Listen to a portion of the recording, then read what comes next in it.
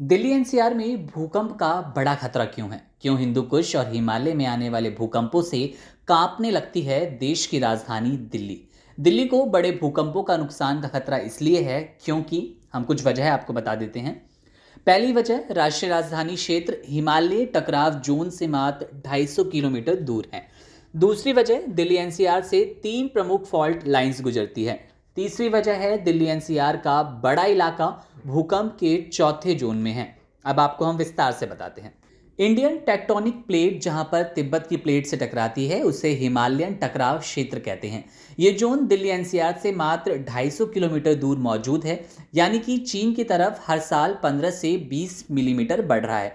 भारतीय प्लेट से जो ऊर्जा निकलती है उससे भूकंप आता है, या फिर 1000 किलोमीटर दूर मौजूद हिंदू कुश में कोई भूकंप आता है तब भी दिल्ली हिलने लगती है। राजधानी भौगोलिक तौर पर दो संवेदनशील स्थानों के बीच मौजूद है। दिल्ली एनसीआर की जमीन के नीचे असल में दो अलग अलग तरह के मूवमेंट और टकराव वाले ब्लॉक्स मौजूद है। साधारण भाषा में कहें तो दिल्ली एनसीआर की जमीन के नीचे प्लेटों के बीच मौजूद कमजोर इलाके हैं, इन्हें फॉल्ट कहते हैं। जमीन के अंदर पश्चिम दिशा में रिवर्स फॉल्टिंग हो रही है, पूर्व में सामान्य स्थिति में है।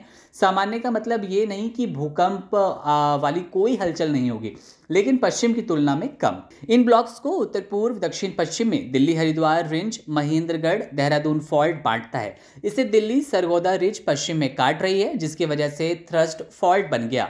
आसपास कुछ छोटी फॉल्ट लाइन भी है और ये फॉल्ट लाइन रिज अंदर से बेहद कमजोर है। इसलिए जब भी हिंदू कुश और हिमालय से भूकंप की लहरें चलती हैं तो दिल्ली बुरी तरह से कांपने लगती है। दिल्ली भूकंप के चौथे जोन में है, यानी सबसे खतरनाक पांचवें जोन से ठीक नीचे वाला जोन। दिल्ली का यह जोन इसलिए निर्धारित किया गया क्योंकि दिल्ली इंट्राप्लेट इलाके के ऊपर बसा है, इसलिए ये मॉडरेट और हाई रिस्क वाले भूकंपों के क्षेत्र में आता है।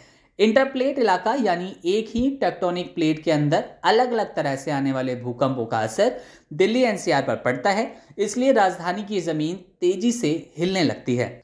अगर हिंदू कुश या हिमालय पर 5 या उससे ज्यादा तीव्रता का भूकंप आता है तो उसकी पहली लहर मात्र 5 से 10 मिनट में दिल्ली की धरती को हिला देगी। यह निर्भर करता है कि भूकंप की गहराई पर। अगर भूकंप की गहराई कम है, जैसा फिलहाल नेपाल, तुर्की या पाकिस्तान में आए, तो झटका कम देर के लिए जल्दी महसूस होगा। अगर गहराई ज्यादा है, जैसा कि 21 मार्च 2023 की रात अफगानिस्तान में आया, तो दिल्ली की जमीन ज्यादा देर तक कांपती रहेगी।